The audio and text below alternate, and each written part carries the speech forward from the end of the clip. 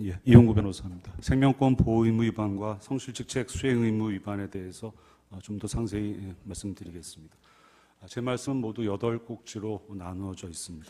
첫 번째, 구조 가능한 시간대, 이른바 골든타임 부분입니다. 세월호는 아시다시피 2014년 4월 16일 8시 48분경 30도로 기울어진 상태에서 이동을 정지했고 11시 18분경 선수만을 남기고 선체 대부분이 물에 잠겨 침몰했습니다. 그 결과 295명이 사망했고 9명은 지금도 실종 상태에 있습니다. 152명이 부상을 당했습니다. 이러한 세월호 사고를 처음 인지한 국가기관인 소방본부가 세월호 사고를 인지한 시각은 8시 52분입니다. 비서실장, 국가안보실장, 피청구인을 근접해서 모셨던 정호성, 윤전추가 세월호 사고를 인지한 것은 9시 19분경 YTN 보도를 보고 인지했습니다. 국가안보실은 9시 24분경 청와대 전 직원들에게 세월호 사고를 전파했습니다.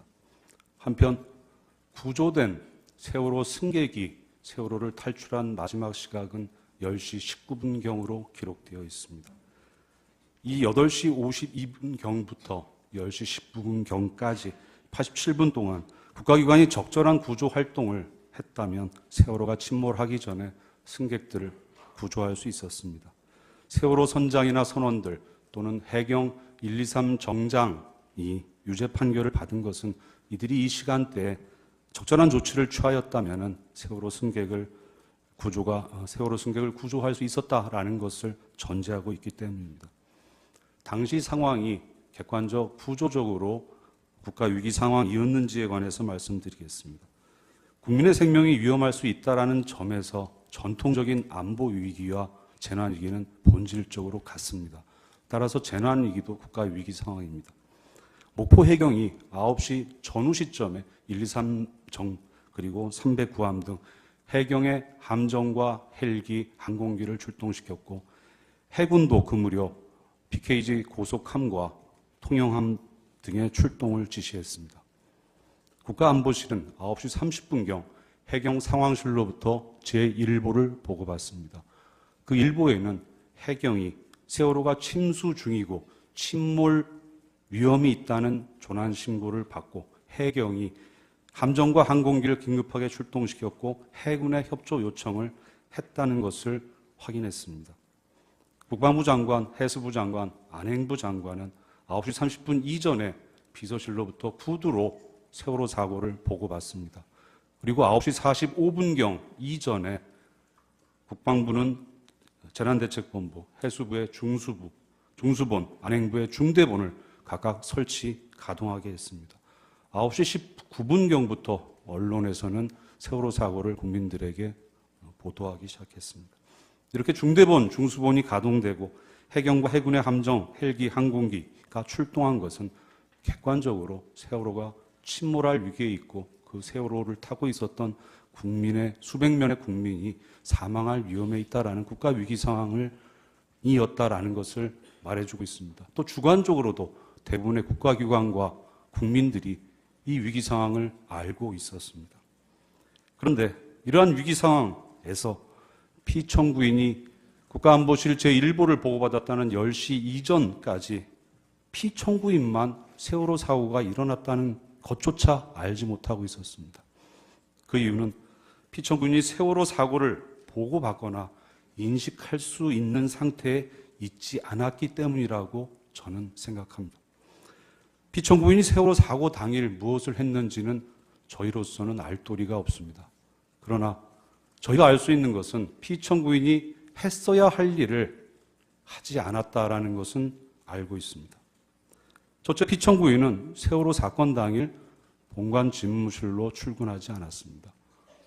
청와대 본관 집무실로 피청구인이 출근한다라는 것은 비서진 장관들에게 보고받을 준비가 되어 있다라는 것을 알리는 것을 의미합니다.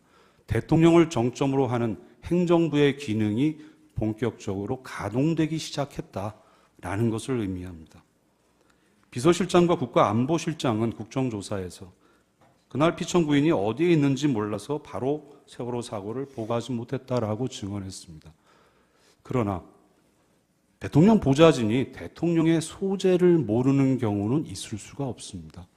경호실, 수행비서에게 전화 한 통 걸면 해결될 일을 몰랐다는 것은 있을 수가 없습니다. 결국 피청구인이 어디에 있는지 몰랐다는 비서실장 등의 진술의 본뜻은 피청구인이 보고받을 준비가 되어 있었는지를 몰랐다는 것을 의미하는 것으로 새겨야 합니다. 둘째, 피청구인은 평소 최순실, 정호성 등과 차명폰으로 수시로 통화를 했고 또 수석비서관, 장관들과도 팔이 아플 정도로 수시로 통화를 했다고 합니다. 그런데 유독 이날만은 어느 누구도 피청구인에게 전화로 세월호 사고를 알리지 않았습니다.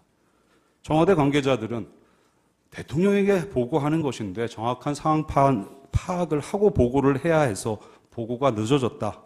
그 이야기를 하고 있습니다. 그런데 안행부 장관이나 해수부 장관, 국방부 장관이 비서실로부터 세월호 사고를 처음 보고받을 때 그 비서실에서 정확한 상황 파악을 하고 보고한 것이 아닙니다.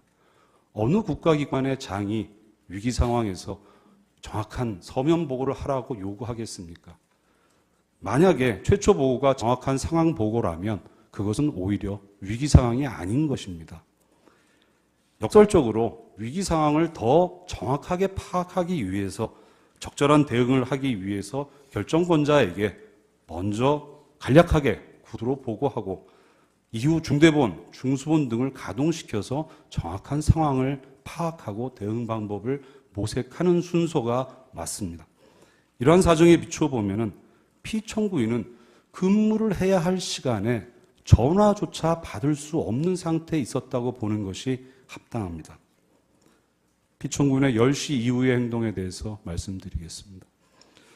피청구인의 주장에 따르면 피청구인은 10시 국가안보실 일보를 보고받고 처음 세월호 사고를 인지했고 10시 15분경 및 10시 22분경에 국가안보실장에게 전화해서 단 한 명의 인명피해도 발생하지 않도록 할 것, 여객선 내 객실, 엔진실 등을 철저히 확인해서 누락 이론이 없도록 할 것을 지시하였다고 합니다. 만약 피청구인이 국가안보실 상황보고 일보를 읽었다면 상식적으로 떠오르는 의문은 이런 의문이어야 합니다. 상황보고 일보에는 세월호가 침수 중이다라고 기재되어 있으니 어느 정도 침수되었는지, 침몰 위험이 있는지, 침몰하기까지 시간은 얼마나 걸리는지, 470명이 타고 있고 당시 56명만 구조되었다고 보고서에 기재되어 있으니 대부분의 승객이 구조되지 않았는데 승객들은 어떤 상태에 있는지, 어떻게 구조하려고 하는지, 필요한 것이 무엇인지, 안행부의 중대본은 가동되었는지, 대통령으로서 조치할 것이 무엇인지 이런 의문을 떠오르는 게 지극히 상식적입니다. 상황을 정확히 파악해야 대통령으로서 무엇을 할 것인지를 결정할 수 있기 때문입니다. 이런 의문을 해소하기 위해서 국가안보실장 또는 보좌진들에게 그런 내용을 확인하게 하고 보고하게 했어야 합니다. 그러나 피청구인은 국가안보실장 등에게 이런 내용을 확인하거나 보고하게 하지 않습니다. 당시 국가안보실장은 9시 50분경 이미 세월호가 60도 이상 기울어져 있고 그래서 승객들을 구조할 상황인데 구조가 필요한데 배로 추락한 승객들은 없으니 모두 대부분 배 안에 있다는 것을 알고 있었습니다. 또 국가안보실은 승객들에게 물에 뛰어내리라고 했다는 보도가 있는데 그것이 맞는지를 확인하기도 했습니다. 이런 상황에서 피청구인은 현장 상황과 전혀 맞지 않는 지극히 형식적인 지시를 하였다고 주장하면서 할 일을 다 했다고 주장하고 있습니다. 10시 피청구인의 국가안보실장에게 한 전화 지시는 10시 25분경 해경 상황실로 전달이 됩니다. 그런데 10시 25분경에는 이미 세월호가 선체가 거의 뒤집어진 상태였기 때문에 객실, 엔진실 등을 뒤져서 누락 인원을 빠짐없이 파악하라라는 지시가 있을 수가, 집행될 수가 없는 그런 상황이었습니다. 만약 피청구인이 국가안보실 상황보고 일보를 보고 수백 명의 국민이 구조되어야 할 상황이라는 것을 인식했다면 지체 없이 5분 거리에 있는 위기관리 상황실로 갔어야 합니다. 청와대 관저 서재에는 TV조차 없다고 합니다. 위기관리 상황실은 해경, 서해지방청, 목포 해경 상황실과 통화할 수 있는 한 라인이 설치되어 있습니다. 국가안보실장, 비서실장을 불러서 좀 상황 판단해보고 대책을 논의할 수 있는 장소이기도 합니다. 윤 전 초의 증언에 의하면 당시 피청구인은 즉시 위기관리 상황실로 갈 수 있는 복장 상태에 있었다고 합니다. 피청구인의 당일 행적과 주장 내용 등을 놓고 저는 처음엔 잘 이해가 안 됐습니다. 그런데 제가 내린 결론은 세월호 사고 당시 생명의 위험에 빠진 국민을 구조하는 일은 해경이나 관련 담당자들이 할 일이지 대통령의 직무가 아니라고 피청구인은 인식했고 지금도 마찬가지인 것이다 라고 생각을 하게 되었습니다. 즉 재난으로 인해서 죽어가는 국민의 생명을 구하는 것이 대통령의 직무다라고 생각하지 않고 있었다라는 것입니다. 이러한 인식이 없었기 때문에 피청구인은 사고 현장 상황을 파악하려는 노력을 일체 하지 않았습니다. 자기가 구할 일이 아닌데 현장 상황을 파악할 이유가 없었던 것입니다. 세월호 사고에 적극 대응해야 할 해경 등이 구조활동을 제대로 하는지조차 확인하지 않았고 잘못된 구조활동을 하고 있는데도 그대로 방치했습니다. 국가의 총역량을 집중해서 구조활동에 활용해야 될 시기에 국가의 총역량을 결집하지 않았습니다. 피청구는 세월호 사고에 대해서 크게 4가지 변명을 하고 있습니다. 첫 번째 변명은 피청구인은 재난사고 시 컨트롤타워가 아니라는 변명입니다. 국가위기관리 기본 지침에 따르면 재난위기에 관한 정보, 상황의 종합 및 관리 업무를 국가안보실이 하도록 되어 있습니다. 그 국가안보실장을 지휘하는 사람은 피청구인입니다. 세월호 사고 당시 실제 현장 정보가 가장 집중된 곳이 국가안보실이었습니다.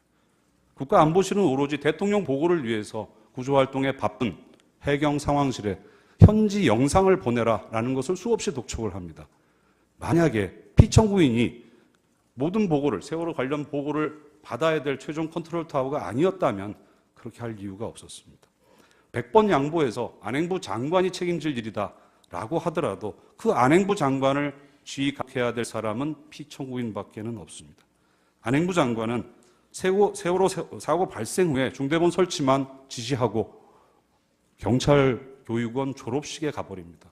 그래서 초기에 아무런 지휘 감독을 하지를 않습니다. 두 번째 변명은 구체적인 구조 활동은 선원들, 목포 해경, 서해지방청, 해경청장이 할 일이지 사고 현장으로부터 멀리 떨어져 있었던 피청구인이 할 수 있는 일이 아니라는 것입니다. 그런데 현장에 출동한 해경이나 이를 지휘할 해경 책임자들, 안행부 장관 등이 제대로 구조 활동을 지휘하고 있는지를 확인하는 것은 역시 피청구인의 업무입니다.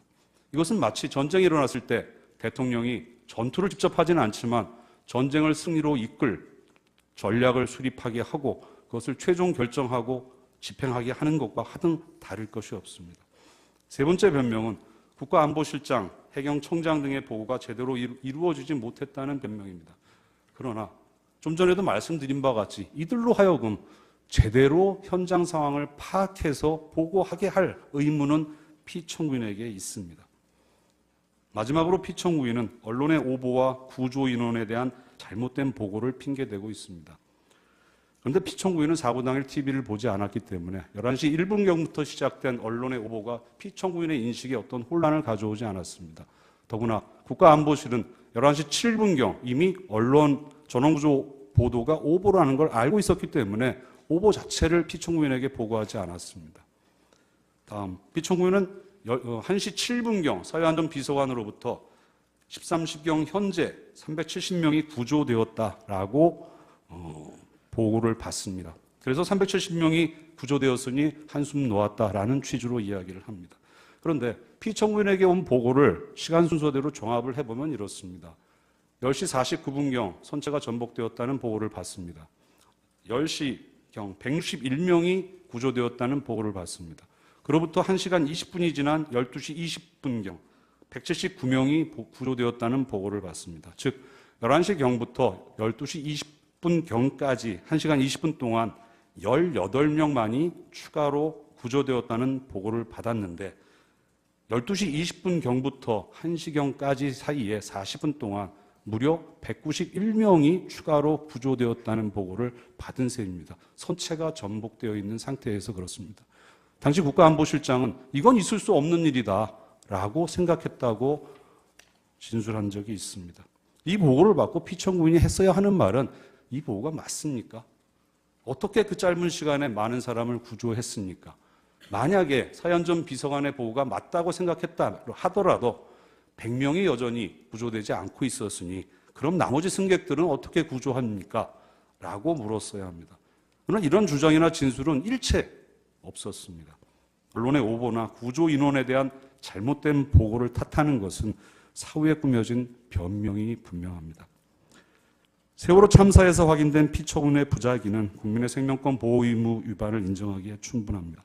피청군이 세월호 사고를 인식할 수 있었던 무렵인 9시 19분경, 늦어도 9시 24분경부터 10시 19분까지 세월호 승객의 생명권이 위협받는 절박한 시간이었습니다. 그 시간에 승객들에게 퇴선 조치를 지시하지 않았다는 이유로 세월호 선장과 선원들 123 정장이 유죄 판결을 받았고 123 정장을 지휘 감독해야 할 목포해양경찰서장은 징계를 받았습니다. 이들이 승객들은 퇴선하라는 말 한마디만 했다면 승객의 생명을 구할 수 있었기 때문입니다. 그렇다면 이들을 지휘 감독해야 할 서해청장, 해경청장, 관리해야 할 국가안보실장 등 역시 세월호 조사, 검찰 수사가 축소, 왜곡되었기 때문에 그렇지 법적인 책임이 없을 수 없습니다. 그리고 피청구인 역시 이 책임에서 자유로울 수 없습니다. 다음 성실한 직책 수행 의무 위반 부분입니다. 이 부분은 소추 사유를 추가한 것이 아니라 소추 사유에 있었던 사실관계에 대하여 법 규정의 판단만을 추가한 것임은 다운을 요하지 않습니다. 피청구인이 성실하게 직책을 수행할 의무가 헌법상 의무가 있다는 것은 명백합니다. 국가공무원은 헌법 및 국가공무원법에 따라 법령을 준수하고 성실하게 직무를 수행할 의무가 있습니다. 이 사건은 노 대통령 탄핵 사건과 같이 피청구인의 정치적인 무능력이나 또는 정책 결정상의 잘못 등을 추구하는 것이 아닙니다. 피청구인의 부작위로 인해서 304명의 국민이 생명을 잃은 사건이고 피청구인의 부작위는 무슨 정책을 수행하지 않은 거창한 것이 아니라 근무 시간에 출근하지 않은 부작위, 그로 인해 국가 위기 상황을 적시에 보고받지 않은 부작위, 보고를 받고서도 현장 상황을 정확하게 파악하려고 노력하지 않은 부작위, 그 결과 구조 책임자들을 제대로 지휘 감독하지 않고 국가의 총 역량을 결집하지 않은 부작위입니다. 수많은 공무원이 국가공무원법 또는 지방공무원법의 성실 의무 위반을 이유로 징계를 받아왔고 앞으로도 그럴 것입니다. 그럼에도 모든 행정공무원의 수반인 피청구인이 제 시간에 출근을 하지 않아서 국가 위기 상황을 방치했는데 성실 의무 위반으로 아무런 징계를 받지 않는다는 것은 어느 법률을 적용하더라도 납득하기 어려운 결론일 것입니다. 7번째, 세월호 사고 이후의 상황에 대해서 말씀을 드리겠습니다. 국민이 피청구인에게 부여하였던 신임을 거두어 드린 것은 아마도 세월호 7시간 동안 보여준 피청구인의 행동과 그 이후의 행동에 있다고 해도 과언이 아닐 것입니다. 유진용 장관의 말처럼 세월호 참사를 계기로 피청구인의 국정운영 기조는 확연히 달라졌습니다. 세월호 7시간에 대한 이야기는 우리나라에서 금기어가 되었고 세월호를 이야기하는 문학의 인사들은 본격적으로 탄압받기 시작했습니다. 세월호에 대한 수사와 감사원의 감사, 세월호 특위의 조사는 축소되거나 왜곡되었습니다. 세월호와 관련된 청와대 기록을 비공개로 하자는 방안도 강구되었다고 보도되었습니다. 무슨 이유에서인지 세월호는 피청구인의 영린이 되었습니다. 그 결과 사람들은 세월호 7시간에 대해서 억측을 하기 시작을 했고 공식적으로는 말씀드리기도 부끄러운 온갖 유언비어가 나돌기 시작했습니다. 그런데 정작 이 혼란을 진정시켜야 할 피청구인은 아직까지도 제대로 된 해명을 하지 않고 있습니다.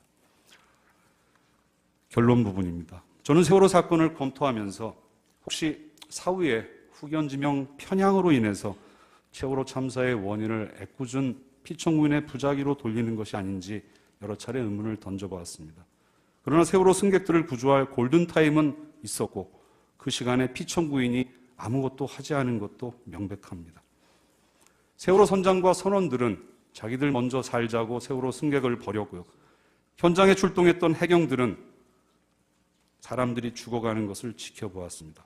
누군가 퇴선하라는 말 한마디만 했으면 살 수 있었을 사람들이었습니다. 확실히 해경은 세월호 승객들을 못 구한 것이 아니라 안 구한 것입니다. 세월호 참사의 책임이 이들에게 1차적으로 있다는 것은 맞습니다. 또 이런 생각도 해보았습니다. 100번 양보해서 피청구인이 제 시간에 출근해서 세월호 사고를 보고받고 즉시 위기관리 상황실로 뛰어갔을 때 그때도 과연 상당수의 승객을 구해주지 못할 수도 있었다. 이런 생각도 해보았습니다. 그러나 국민이 대통령인 피청구인에게 진정 바라는 것은 위기에 처한 국민의 생명을 소중하게 생각하고 어떻게든 구조하기 위해 대통령이 할 수 있는 일이라면 무엇이든 다 하려는 그런 모습일 것이라고 생각을 합니다. 피청구인은 그런 모습을 보여주지 못했습니다. 나아가 피청구인은 국가위기 상황에서 대통령이 국민의 생명을 구하기 위해 최선을 다해 노력해야 할 책임과 있다는 것을 인식조차 못한 것이 명백합니다. 피청구인의 잘못은 죽어가는 국민을 구하지 못한 잘못이 아니라 구하려는 노력조차 하지 않은 잘못, 아예 구할 생각을 하지 않은 잘못이고 대통령이 위기에 빠진 국민을 구해야 할 의무가 있다는 것을 인식하지 않은 잘못이고 명백한 자신의 잘못을 하위직 공무원들에게 돌리는 잘못입니다. 이 부분 소추 사유에 대한 판단은 대통령이 국가 위기 상황에서 반드시 해야 할 최소한의 규범을 선언하는 것입니다. 국민들이 대통령을 신뢰하고 따르는 이유는 나와 내 가족이 재난 위기에 처했을 때 국가와 대통령이 나를 구하려고 노력할 것이다 라는 믿음 때문이고 그에 답해야 하는 것이 대통령의 성실 의무다라고 생각을 합니다. 피청구인은 국민의 신임을 저버렸고 더 이상 대통령직 수행에 대한 국민의 동의와 지지를 받을 수 없게 되었습니다. 이 사유 하나만으로도 피청구인은 파면되어야 한다고 생각합니다. 마치겠습니다. 구조적으로 국가 위기 상황이었는지에 관해서 말씀드리겠습니다. 국민의 생명이 위험할 수 있다는 점에서 전통적인 안보 위기와 재난 위기는 본질적으로 같습니다. 따라서 재난 위기도 국가 위기 상황입니다. 목포 해경이 9시 전후 시점에 123정 그리고 309함 등 해경의 함정과 헬기, 항공기를 출동시켰고 해군도 그 무렵 PKG 고속함과 통영함 등의 출동을 지시했습니다. 국가안보실은 9시 30분경 해경 상황실로부터 제1보를 보고받습니다.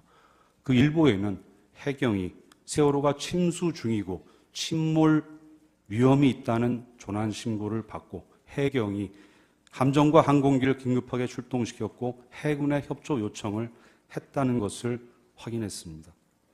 국방부 장관, 해수부 장관, 안행부 장관은 9시 30분 이전에 비서실로부터 구두로 세월호 사고를 보고받습니다. 그리고 9시 45분경 이전에 국방부는 재난대책본부, 해수부의 중수본, 안행부의 중대본을 각각 설치, 가동하게 했습니다. 9시 19분경부터 언론에서는 세월호 사고를 국민들에게 보도하기 시작했습니다. 이렇게 중대본, 중수본이 가동되고 해경과 해군의 함정, 헬기, 항공기가 출동한 것은 객관적으로 세월호가 침몰할 위기에 있고 그 세월호를 타고 있었던 국민의 수백 명의 국민이 사망할 위험에 있다라는 국가 위기 상황이었다라는 것을 말해주고 있습니다. 또 주관적으로도 대부분의 국가기관과 국민들이 이 위기 상황을 알고 있었습니다. 그런데 이러한 위기 상황에서 피청구인이 국가안보 유독 이날만은 어느 누구도 피청구인에게 전화로 세월호 사고를 알리지 않았습니다. 청와대 관계자들은 대통령에게 보고하는 것인데 정확한 상황 파악을 하고 보고를 해야 해서 보고가 늦어졌다. 그 이야기를 하고 있습니다. 그런데 안행부 장관이나 해수부 장관, 국방부 장관이 비서실로부터 세월호 사고를 처음 보고받을 때 그 비서실에서 정확한 상황 파악을 하고 보고한 것이 아닙니다. 어느 국가기관의 장이 위기 상황에서 정확한 서면 보고를 하라고 요구하겠습니까? 만약에 최초 보고가 정확한 상황 보고라면 그것은 오히려 위기 상황이 아닌 것입니다.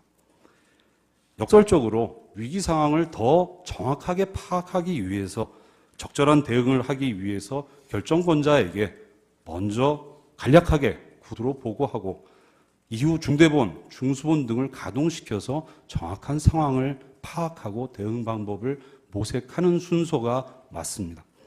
이러한 사정에 비춰보면 피청구인은 근무를 해야 할 시간에 전화조차 받을 수 없는 상태에 있었다고 보는 것이 합당합니다.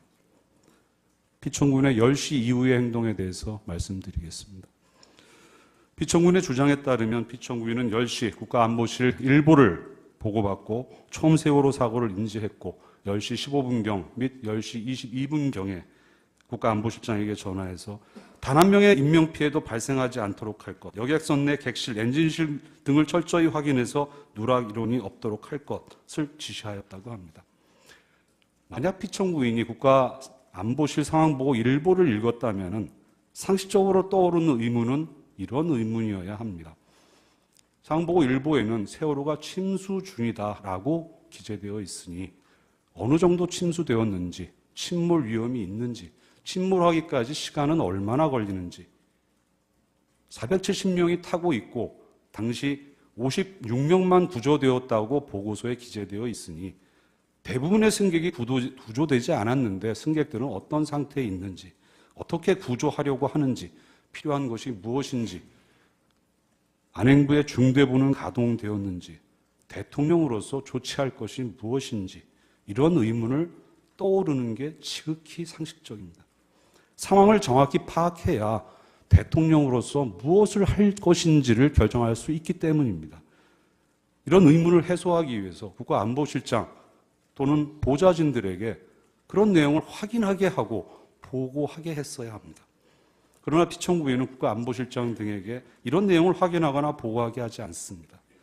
당시 국가안보실장은 9시 50분경 이미 세월호가 60도 이상 기울어져 있고 그래서 승객들을 구조할 상황인데 구조가 필요한데 배로 추락한 승객들은 없으니 모두 대부분 배 안에 있다는 것을 알고 있었습니다. 또 국가안보실은 승객들에게 물에 뛰어내리라고 했다는 보도가 있는데 그것이 맞는지를 확인하기도 했습니다. 이런 상황에서 피청구인은 현장 상황과 전혀 맞지 않는 지극히 형식적인 지시를 하였다고 주장하면서 할 일을 다 했다고 주장하고 있습니다. 10시 피청구인의 국가안보실장에게 한 전화 지시는 10시 25분경 해경 상황실로 전달이 됩니다. 그런데 10시 25분경에는 이미 세월호가 선체가 거의 뒤집어진 상태였기 때문에 객실, 엔진실 등을 뒤져서 누락 인원을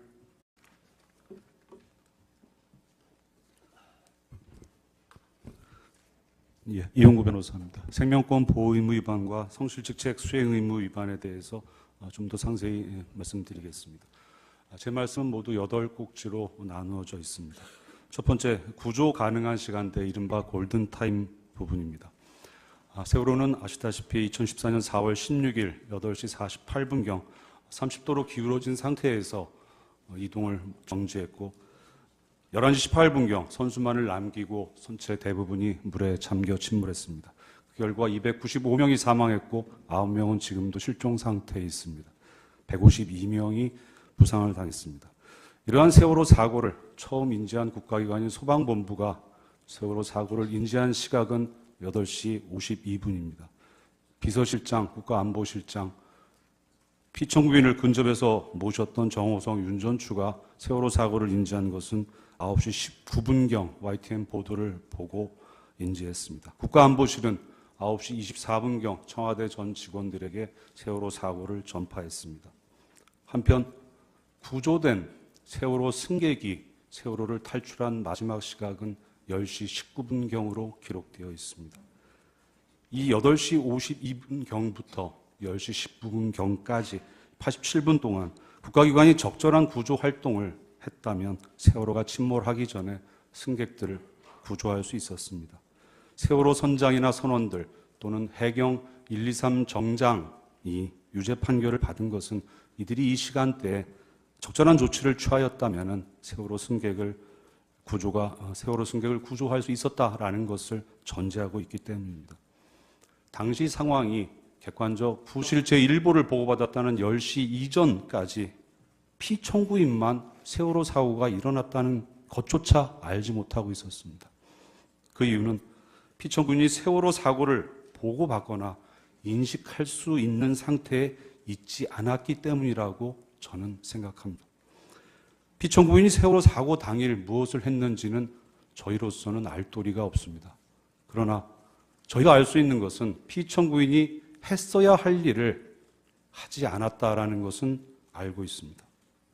첫째, 피청구인은 세월호 사건 당일 본관 집무실로 출근하지 않았습니다. 청와대 본관 집무실로 피청구인이 출근한다라는 것은 비서진 장관들에게 보고받을 준비가 되어 있다라는 것을 알리는 것을 의미합니다. 대통령을 정점으로 하는 행정부의 기능이 본격적으로 가동되기 시작했다라는 것을 의미합니다. 비서실장과 국가안보실장은 국정조사에서 그날 피청구인이 어디에 있는지 몰라서 바로 세월호 사고를 보고하지 못했다라고 증언했습니다. 그러나 대통령 보좌진이 대통령의 소재를 모르는 경우는 있을 수가 없습니다. 경호실, 수행비서에게 전화 한 통 걸면 해결될 일을 몰랐다는 것은 있을 수가 없습니다. 결국 피청구인이 어디에 있는지 몰랐다는 비서실장 등의 진술의 본뜻은 피청구인이 보고받을 준비가 되어 있었는지를 몰랐다는 것을 의미하는 것으로 새겨야 합니다. 둘째, 피청구인은 평소 최순실, 정호성 등과 차명폰으로 수시로 통화를 했고 또 수석비서관, 장관들과도 팔이 아플 정도로 수시로 통화를 했다고 합니다.